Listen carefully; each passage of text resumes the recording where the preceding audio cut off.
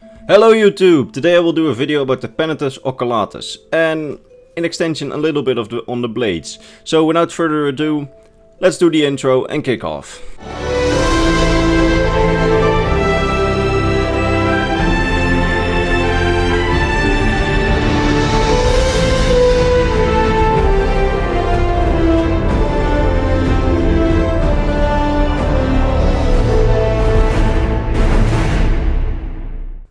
I would guess that most people that have played Skyrim have done the Dark Brotherhood questline. In that questline, I won't spoil too much for the people that haven't, even though I can't imagine that, but you encounter the Penitus Oculatus and probably thought, the security unit of the Emperor, got it. Well, to be honest, that's pretty much everything we know about them in Skyrim. Other than that, apparently they replaced the Blades after the Great War, when they said the organization was disbanded, the Blades.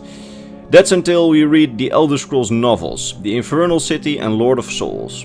There are, well, not many people that have read the novels, since mostly people really skip them.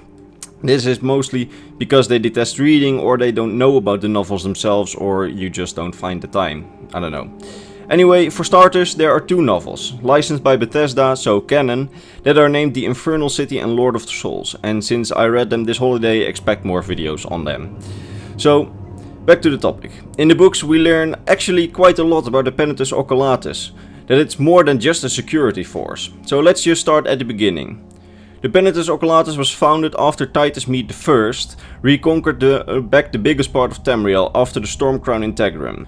This is the period of infighting in the Empire after High Chancellor Ocato had been assassinated.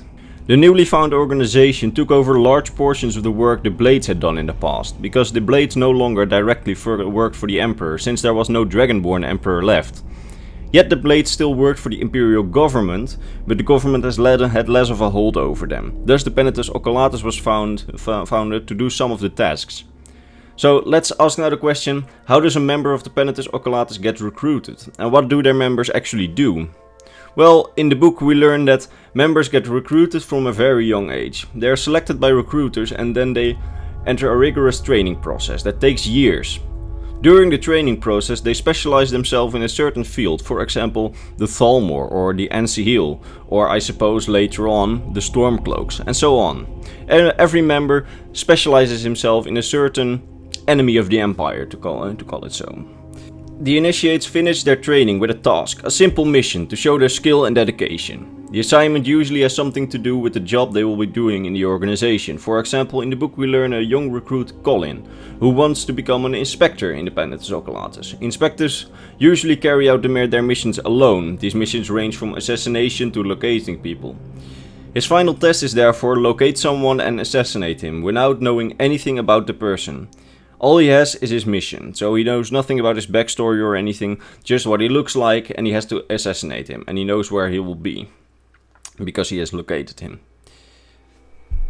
By fulfilling this task, he shows his dedication to the Empire and the Emperor himself, and after this he is taken into the organization officially as an inspector.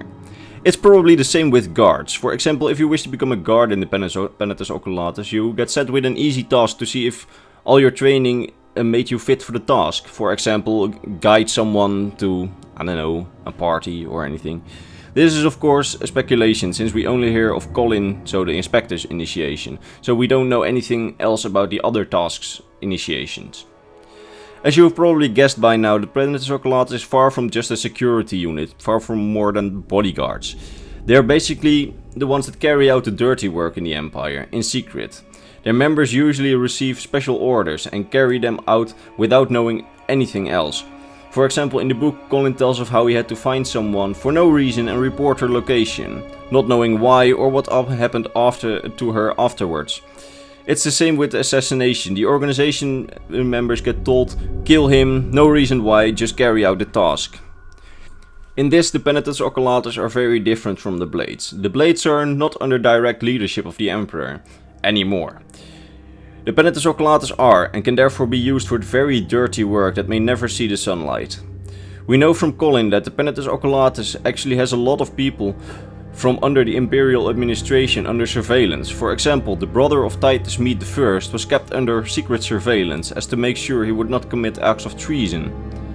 As you might have noticed by now, the Penitus Oculatus is actually a pretty shady and in my opinion very cool organization. They are a bit like the Dark Brotherhood, but then they work directly for the Imperial government. And they have a lot more resources at their disposal. This actually makes sense to me in a way, as, well, the Penitus Oculatus are kind of rivals to the Dark Brotherhood in that sense. Well, not really rivals, you have to take that of course with a grain of salt. And therefore I like it that they appear in the Dark Brotherhood questline, but that's just my opinion. It's of course not canon or anything. A good example of the resources they have at their disposal is that in the books it is told that the Penitus Oculatus have their own compounds with armories, prisons, interrogation rooms and even their own highly secret library that only their members and high-ranking government officials with high clearance can access. In these libraries there are books, mostly old and secret, with knowledge concerning every field of magicka and more secrets where, for example, secret tunnels are in Tamriel and entrances. The Penitus Oculatus already have a pretty impressive track record, since they reportedly solved and stopped hundreds of conspiracies against the Empire and even managed to stop a powerful necromancer that called himself the new Worm King, before he could rise. Well guys, that was it. All in all, I think the Penitus Oculatus is way cooler than that they would get presented in Skyrim. In Skyrim they just seem to be a pretty lame security force, just bodyguards, but that is apparently merely one of their tasks, and not everything they do. I hope you guys enjoyed the video. Leave future video suggestions in the comments, and if you want to contact with me, consider joining my Discord server. Or following the new Imperial Knowledge Instagram account. I actually put the name in the description, so go and check it out. It's made by request, so please do it. Anyway, if you liked the video, consider subscribing for more videos like this, and of course liking the video, as it helps me out. And then I will see you guys in the next lore video. In maybe only one day. I don't know yet. We'll see you later.